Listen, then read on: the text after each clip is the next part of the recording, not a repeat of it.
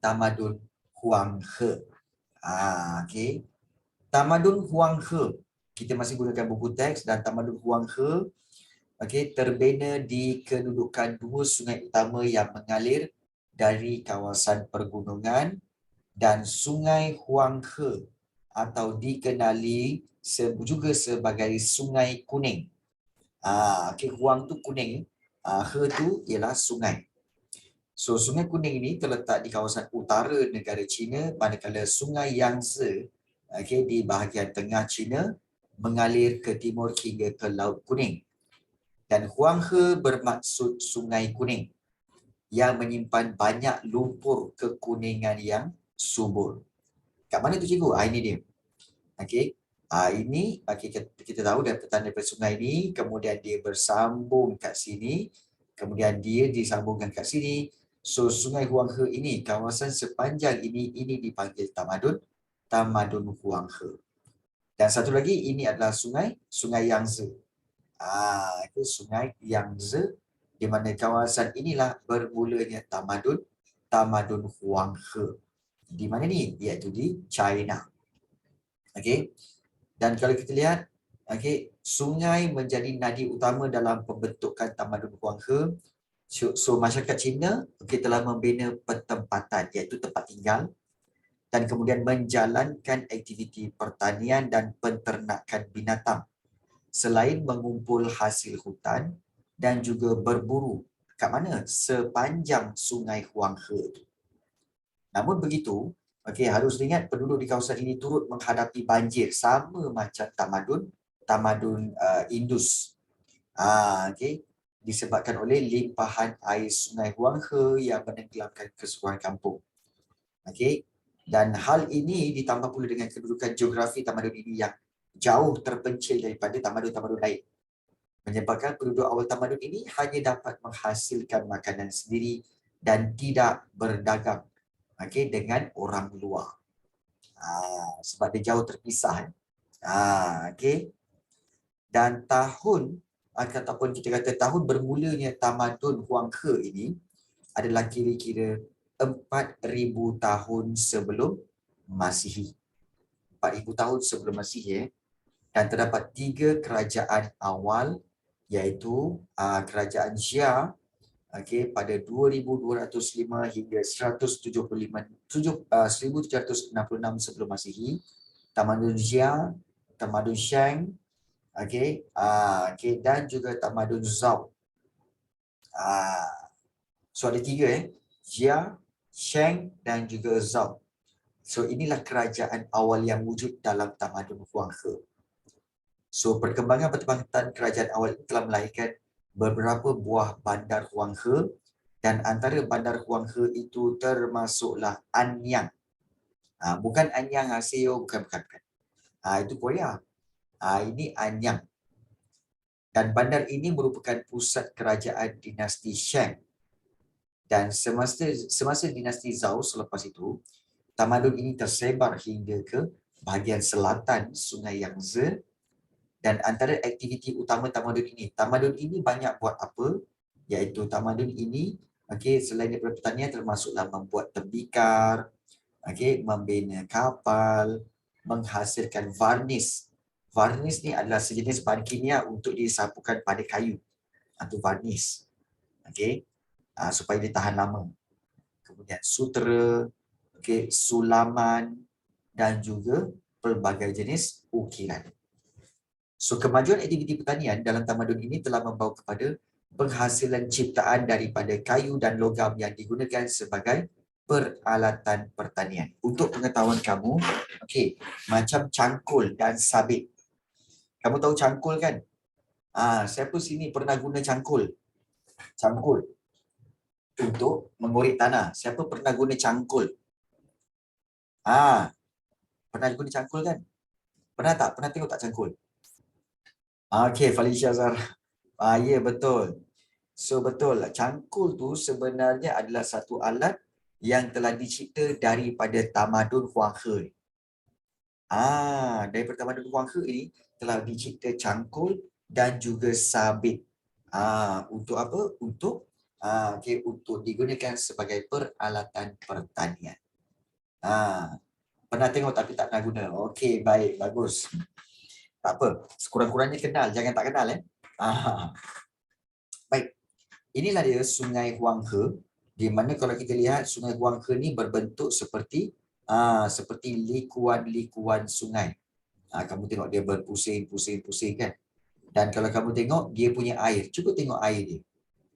Air dia adalah berwarna kekuning-kuningan. Okey, sebab itu nama sungai ini dipanggil Sungai Kuning ataupun Huanghe. Ataupun dipanggil Huanghe ataupun Sungai Kuning. Warna dia kuning ya. Kuning tu sebab apa cikgu? Kuning tu sebab lumpur yang banyak. Lumpur dia banyak. Okey, jadi sebab itu dia dinamakan sebagai Sungai Kuning.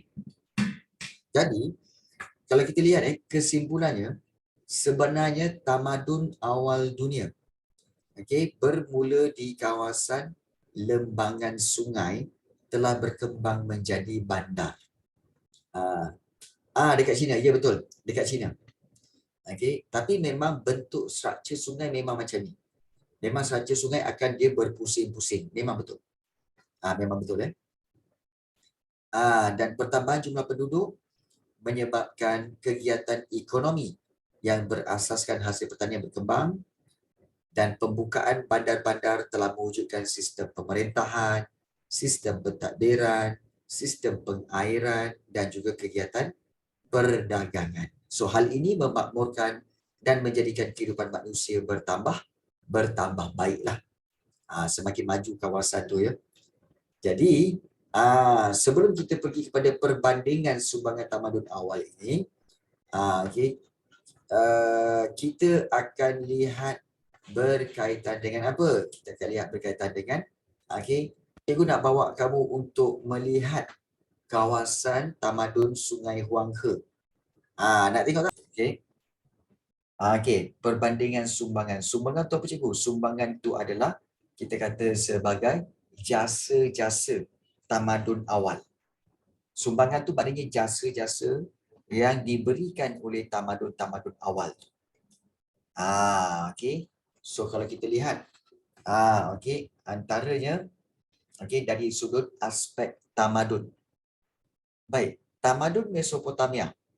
Kalau kita lihat tamadun Mesopotamia, dia negara kota yang diperintah oleh raja dan negara kota bersatu membentuk empayar yang pertama dan lahirlah undang-undang. Undang-undang tu maknanya set of peraturan yang dikenali sebagai Kod Hammurabi. Kod Hammurabi. Dan kalau kita lihat dari sudut kegiatan ekonomi, ekonomi ditadbir secara berpusat oleh golongan agama dan juga raja. Kerajaan akan menentukan jumlah tanaman dan bilangan petani. Jadi wujudlah pekerjaan seperti pegawai, petani, jurukira dan juga hamba.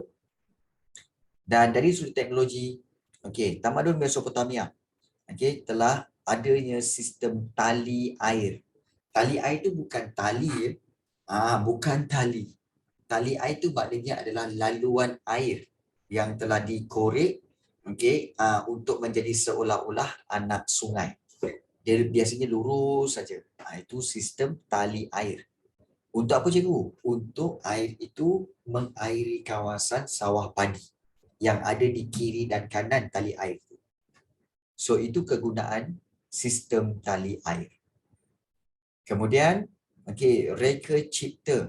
Mereka mencipta barang-barang berasaskan gangsa. Mereka juga mencipta roda, sauh dan juga bajak. Serta juga mereka mencipta sistem nombor berasaskan 60. Tahu tak nombor berasaskan 60? Kamu tahu tak dalam kehidupan kamu ada satu sistem dipanggil sistem berasaskan 60? Tahu tak? Sistem berasaskan 60 contohnya apa tahu? 60 saat bersamaan 1 minit, betul? 60 minit bersamaan 1 jam. Jadi 60 Okey, 60 saat, 60 minit itu dipanggil sebagai berasaskan 60. Sistem nombor berasaskan 60. Siapa yang cipta? Tamadun Mesopotamia. Ya, tamadun Mesopotamia. Okey. Dan kalender 12 bulan dalam setahun, dan juga mereka mencipta emas dan juga mencipta kertas daripada pokok papyrus. Ini ringkasan dia. Sebenarnya kalau ikutkan dia punya huraian dia yang mana? Huraian dia di sini. Kita pergi kepada huraian. Okey, ini dia. Okey, huraian untuk tamadun Mesopotamia. Kalau kita lihat tamadun Mesopotamia, papyrus.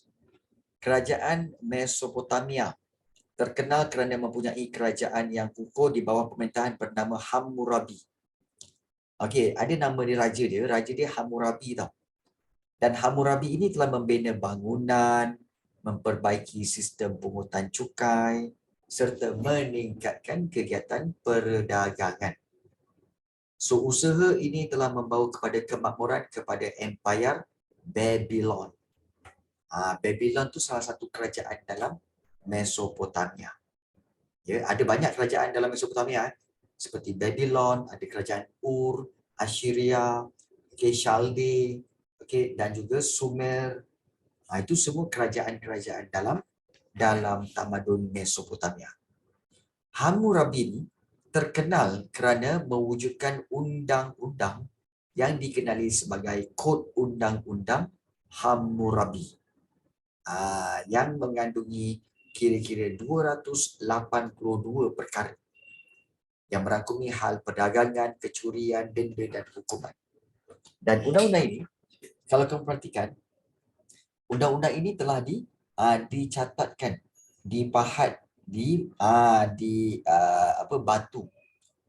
Batu di sini dipahatkan segala undang-undang yang ada supaya apa, dan batu ini diletakkan di pasar, di tempat orang ramai berkumpul. Jadi mereka boleh membaca. Maknanya boleh membaca tulisan yang terdapat di batu ini. Ini dipanggil Kod Undang-Undang Hammurabi yang telah dipahat di batu. Ini contoh dia. Tulisan, apakah nama tulisan ini? Siapa tahu?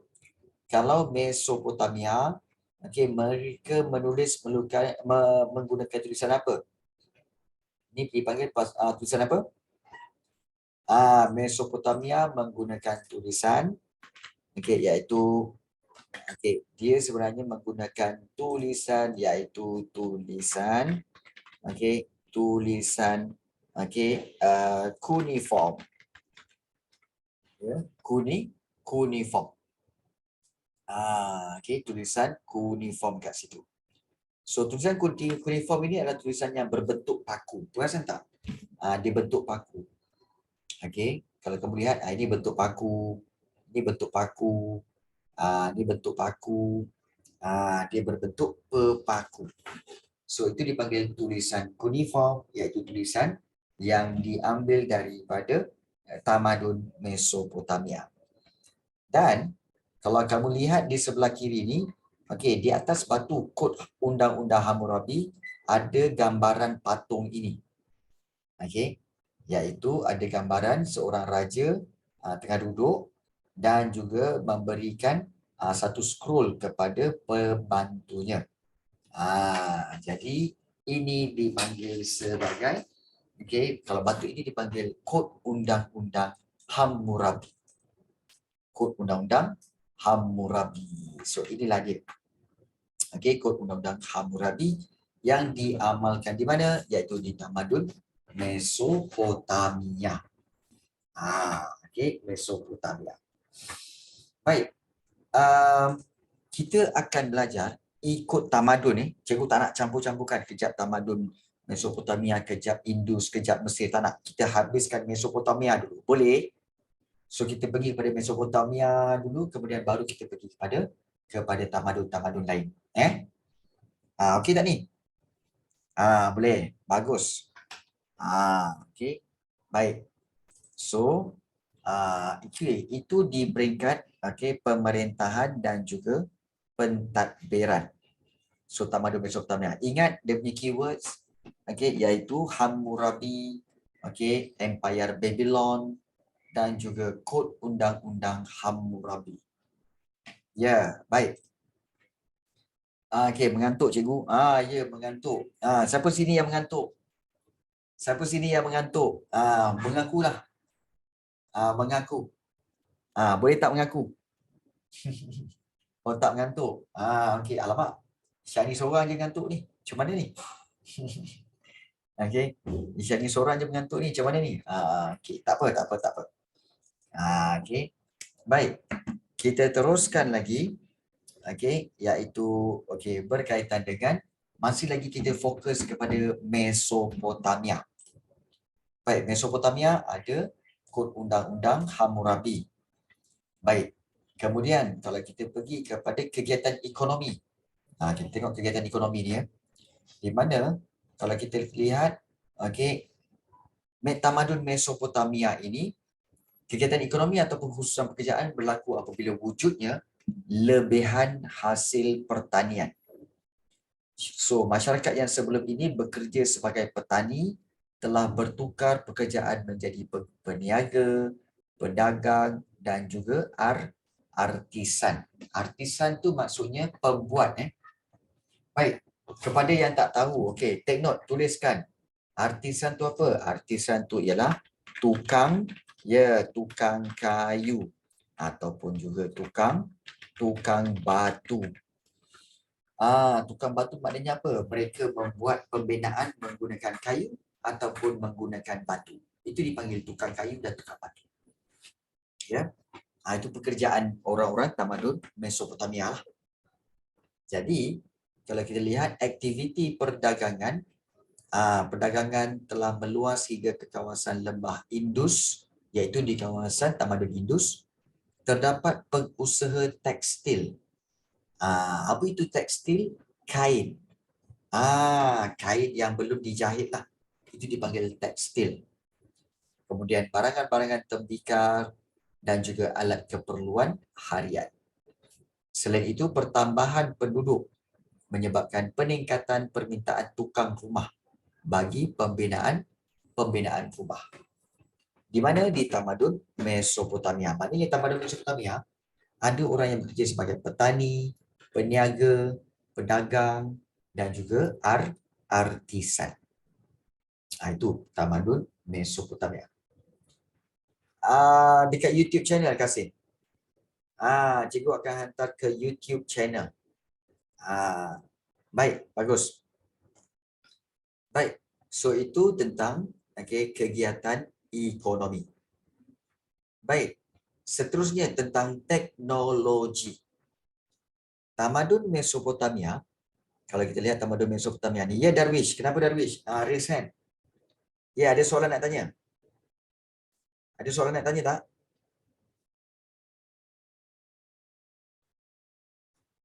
Tertekan? Okey, tertekan. Okey. Kita lihat tamadun Mesopotamia. Sumbangan tertinggi masyarakat Sumer dalam tamadun Mesopotamia ialah tamadun Mesopotamia ini telah mencipta tulisan, mencipta roda, bidang perubatan, bidang astronomi dan juga bidang matematik. Tamadun ini menggunakan sistem nombor berasaskan 60. Mereka membahagikan masa kepada 60 minit. Mereka juga membahagikan bulatan kepada 360 darjah. 360 degrees. Selain itu mereka mencipta formula bagi mengira pelbagai bentuk geometri, bulatan dan juga segitiga. Dan ahli-ahli astronomi Mesopotamia mencerap. Maknanya mencerap itu maksudnya apa? Observe pergerakan bulan, planet dan juga bintang. So ini dipanggil mencerap ataupun observe. Ataupun observe. Dan inilah contoh tulisan yang pernah digunakan di tamadun Mesopotamia iaitu tulisan cuneiform. Ya, cuneiform. So adanya bentuk-bentuk tertentu lah. Bentuk-bentuk tertentu. Okey. So yang ini tamadun Mesopotamia. Okey. Dari sudut apa? Dari sudut teknologi. So kita dah tengok, okey, tamadun Mesopotamia yang pertama dari sudut pemerintahan dan pentadbiran. Okey, yang kedua dari sudut kegiatan ekonomi, yang ketiga dari sudut teknologi, dan juga kita nak lihat seterusnya kesenian dan kesusasteraan. Di mana tamadun Mesopotamia ni, masyarakat pada zaman ini telah mula mengukir, ya, carving, ya, mengukir pada batu bagi merakamkan peristiwa yang berlaku.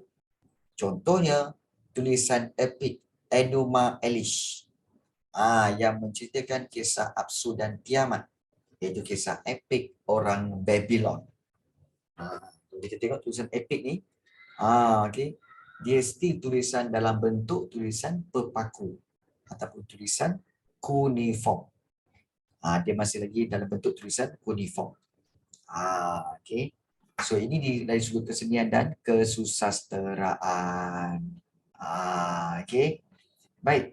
So kita telah lihat tamadun Mesopotamia. Dari sudut apa?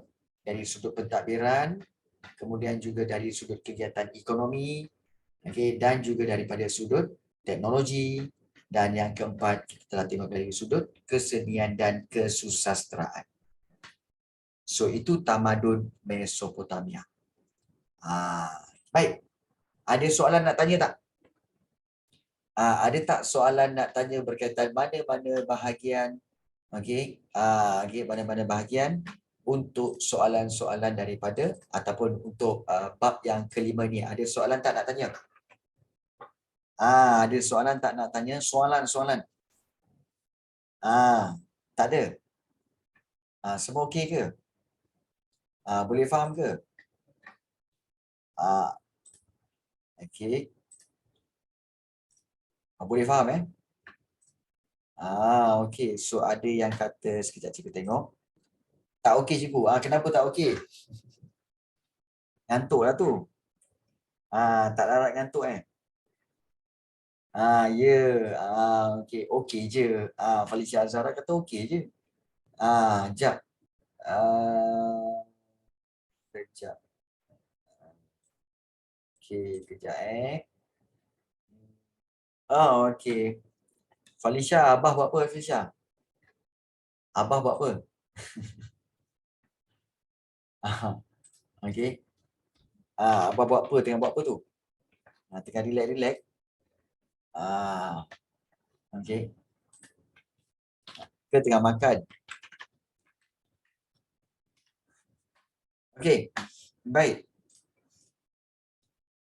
Tengok phone. Okey. Tapi actually fokus. Okey. Apa maksud papyrus? Okey. Papyrus ni sebenarnya adalah sejenis pokok. Dan pokok itu dia banyak tumbuh di tepi-tepi sungai Nil. Sungai Nil ada, sungai Euphrates ada, sungai Mesopotamia ada tau. Dia pokok, tapi dia bukan pokok besar. Dia pokok macam pokok lalang lah. So, orang-orang ini seperti orang tamadun Mesopotamia dan orang tamadun Mesir, mereka akan potong pokok-pokok tu, dia macam rumput tu. Okay, kemudian mereka akan hancurkan dan keringkan. So bila dia kering, dia akan menjadi kertas untuk dijadikan bahan penulisan. Itu pokok papyrus. So dia tak ada kena-mengena dengan platypus. Platypus tu binatang yang ada dalam kartun apa? Platypus. Platypus dalam dalam cerita apa? Phineas and Ferb. Dalam cerita Phineas and Ferb. Itu platypus. Bukan papyrus. Papyrus lain. Okey. Jadi itu perbezaan dia. Baik. So kalau kita lihat di sini, tentang tamadun Mesopotamia, Okey, ingat tamadun Mesopotamia iaitu dari sudut kegiatan ekonomi, okey, kemudian juga daripada sudut teknologi, okey, ada 60 minit, 60 saat, okey, dan juga ada astronomi, okey, dan juga okey, mereka telah mula mengukir batu, okey, seperti tulisan Epic Enuma Elish. Baik, itu tamadun Mesopotamia. Untuk itu, kita akan lihat pula tamadun yang kedua. Apakah sumbangan tamadun yang kedua? Okey, untuk sumbangan tamadun yang kedua, kita tengok tamadun apa yang kedua, iaitu tamadun Mesir Purba. Nampak tak ni? Mesir Purba. Mesir Purba. Kita tengok. Ada lagi tak kat atas? Okey. Sumbangan tamadun awal Mesir Purba. Baik. Ingat, untuk Mesir Purba, okey, Firaun memerintah negara seperti kuasa Tuhan. Sebab itu Firaun ni selalu jahat. Selalu kalau kita tengok Firaun, Firaun ni mesti jahat. Firaun mesti jahat. Sebab apa? Sebab Firaun ni cuba nak jadi Tuhan. Ya. Padahal dia raja je. Dan dia adalah raja berkuasa mutlak, dan raja mempunyai pandangan bahawa pandangan kehidupan selepas mati. So mereka menghormati mayat raja-raja ni untuk dikebumikan. Itu tamadun Mesopotamia dari sudut pemerintahan dan pentadbiran. Ingat kalau Mesir Purba Firaun lah, iaitu beliau adalah raja berkuasa mutlak. Dari sudut kegiatan ekonomi sama, iaitu pertanian. Merupakan kegiatan utama. Majoriti penduduk ialah petani. Dan petani akan membayar sewa tanah kepada raja, dan juga terdapat kegiatan perdagangan. Untuk tamadun Mesir Purba. Baik, dari segi teknologi, Mesir Purba memang lagi hebatlah. Mesir Purba ada kemajuan matematik, ada geometri, kemahiran dalam bidang perubatan. Dalam bidang perubatan pun dah ada. Pembinaan terusan dan pengairan. Okey, dan mereka juga mencipta kalender tahunan, iaitu sebanyak 365 hari setiap tahun.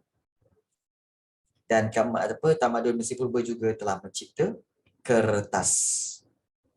Ini adalah sumbangan dan teknologi-teknologi yang telah diwujudkan oleh tamadun Mesir Purba. Dan kalau kita lihat, inilah dia ilustrasi Taman Tergantung Babylon. Nampak tak? Cantik tak? Taman Tergantung Babylon. Tapi ini bukan tamadun yang betul ya. Ini gambaran pelukis. So air terjun mengalir ke bawah, kemudian dia mengalir lagi dan mengalir ke bawah lagi. Okey. Dan dikelilingi oleh pokok-pokok yang cantik-cantik. Jadi ini adalah dikatakan sebagai Taman Tergantung Babylon. Taman Tergantung Babylon. Baik. Dan kalau kita lihat apa lagi sumbangan tamadun Mesir Purba, Babylon. Sumbangan tamadun Mesir Purba. Kalau kita lihat, Babylon tu nama kerajaan. Nama kerajaan, nama tempat. Babylon, Akkad, Ur, dan juga Assyria, tu semua nama-nama kerajaan yang wujud semasa Mesopotamia. Yes, nama kerajaan. Baik, tamadun Mesir Purba. Kita tengok benda ni daripada segi aspek kesenian. Tamadun Mesir Purba, tulisan dia tulisan hieroglif. Dan tulisan ini terdapat di tembok batu, lukisan dinding, di kawasan perkuburan. Dan tamadun Mesir dari sudut beniaan memang hebatlah, iaitu terdapatnya piramid, Sphinx dan juga tempat ibadat. Inilah dia. Kita tak sebut dia Sphinx, kita sebut dia Sphinx. Sebagai contoh kamu tengok, inilah dia, piramid. Piramid dibina semasa sebagai kawasan perkuburan raja. Maknanya ini kubur tau. kubur Raja Mesir.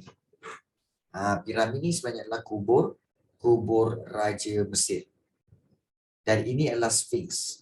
Patung yang bermuka, yang ada muka muka manusia. Muka manusia.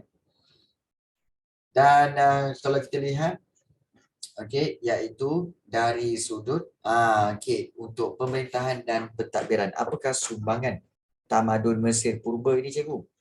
Sumbangannya adalah di Mesir Purba, raja dikenali sebagai Firaun. Yang berperanan membentuk kestabilan dan kemakmuran ekonomi. Firaun menggalakkan kegiatan perdagangan menggunakan jalan sungai. So pernah apabila pedagang menghadapi ancaman serangan daripada penjahat, Raja Mesir telah bertindak menghantar tentera bagi melindungi pedagang. Dan langkah ini berjaya mewujudkan keamanan di Mesir Purba. Kenapa, Sarfan? Kenapa tu?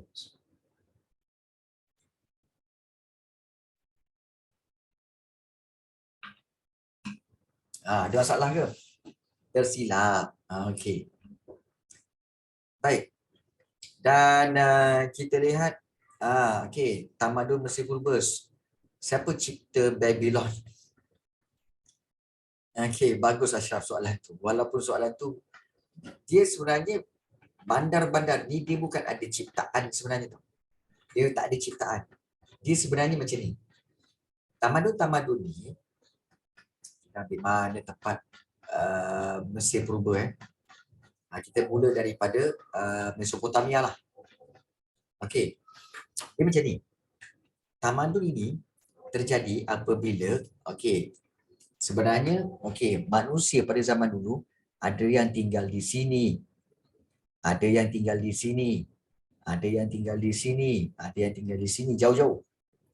Kemudian apabila mereka telah berjalan dan mereka jumpa sungai. Sungai Euphrates dan juga sungai Tigris, maka mereka pun menetap ataupun tinggal di sini. Mereka kata sini bagus sebab ada air, kemudian tanah dia subur. Jadi dia pun tinggal di sini. Bila dia tinggal sini, dia hidup kat sini, maka orang-orang lain pun datang ke tempat dia. Orang-orang lain pun datang ke tempat dia dan juga nak tinggal di kawasan itu juga. Maka tamadun ini atau bandar ini telah berkembang menjadi lebih besar. Nampak tak? Daripada kampung jadi bandar, bandar jadi bandaraya. Jadi nak kata siapa cipta Babylon memang tak ada. Tapi dia berlaku apabila ada orang yang tinggal di situ dan kemudian ada orang lain datang untuk tinggal bersama di kawasan itu membentuk satu masyarakat. Masyarakat. Begitu juga kalau kita lihat seperti untuk tamadun Mesir Purba. Pada awalnya manusia tinggal bertaburan, di sini ada, di sini ada, di sini pun ada orang, di sini pun ada orang. Tetapi ada orang yang telah tinggal di kawasan ini. Dia kata, tempat ni baguslah, tepi sungai, tanah yang subur. Maka orang-orang lain pun akan pindah pergi ke kawasan itu. Nampak tak? Pergi ke kawasan itu. Jadi lama-kelamaan daripada bandar kecil menjadi bandar besar dan mempunyai kerajaan yang lebih besar. So itulah cara bagaimana sesebuah bandar itu tercipta dan terbentuk. So itu di Mesir Purba. Itu di Mesir Purba. Baik. So kita masih lagi dalam kotak iaitu sumbangan-sumbangan. So kalau kita lihat sumbangan tamadun Mesir Purba iaitu Firaun, raja berkuasa mutlak, raja mempunyai pandangan kehidupan selepas mati, menghormati mayat, kegiatan ekonominya pertanian, dan teknologi, dan kalau kita lihat ada tulisan hieroglif di tembok batu di kawasan perkuburan. Jadi ini adalah senarai sumbangan tamadun-tamadun. Baik. Seterusnya, kalau kita lihat tamadun Mesir Purba tadi tamadun Mesir Purba wujud pengkhususan pekerjaan dalam bidang penenunan, dan pembuatan barang tembikar dan peralatan harian. Ekspor utama daripada tamadun Mesir Purba ialah tekstil dan kertas. Maknanya diekspor keluar, dijual keluar. Di samping itu terdapat juga kegiatan perlombongan emas. Sungai Nil yang lebar dan dalam membolehkan kapal-kapal dagang menyusurinya dan berlabuh di pelabuhan-pelabuhan seperti di Thebes, Memphis dan juga Elephantine. Ini nama-nama tempat di Mesir Purba. Yes. Dan untuk teknologi, masyarakat zaman Mesir Purba ni melakukan reka cipta sains dan teknologi. Wow. Okey, iaitu mereka telah menghasilkan pelbagai ciptaan dalam bidang astronomi, matematik, perubatan, bahasa dan seni bina. So, diorang banyak mencipta teknologi terbaru, dan masyarakat zaman ini merupakan antara masyarakat yang terawal menulis dan menyimpan rekod sesuatu peristiwa. Dan mereka tulis pakai tulisan apa, cikgu? Mereka tulis pakai tulisan hieroglif. Dan orang Mesir Purba menghasilkan kertas yang dipanggil papyrus. Kertas yang dipanggil papyrus dan mencipta dakwat hitam. Black ink. Bukan black pink. Black ink. Black ink lain, black pink lain. Ini black ink. Dakwat hitam. So, tulisan di atas papyrus adalah untuk menulis teks agama dan juga dokumen penting. Inilah dia. Tulisan hieroglif. Yang sampai sekarang ada ramai juga yang tak faham macam mana nak baca tulisan ini. Sebab bentuk dia kalau kamu tengok bentuk dia ada bentuk seperti burung bangau lah, bentuk cincin lah, macam-macam bentuk ada. Okey, macam-macam bentuk ada. Ini tulisan hieroglif. Ya. Baik. Macam semut. Okey, kesenian dan kesusastraan. Tamadun Mesir Purba, masyarakat Mesir Purba mempunyai kebolehan menghasilkan hasil seni berbentuk lukisan yang terkenal di dunia. Lukisan terdapat pada dinding-dinding bangunan serta kuil. So boleh menghasilkan hasil seni berbentuk lukisan. Ini bentuk lukisan lah ni. Berbentuk lukisan. So itu tamadun Mesir Purba. Baik. Tamadun Mesir Purba kebiasaannya menjadi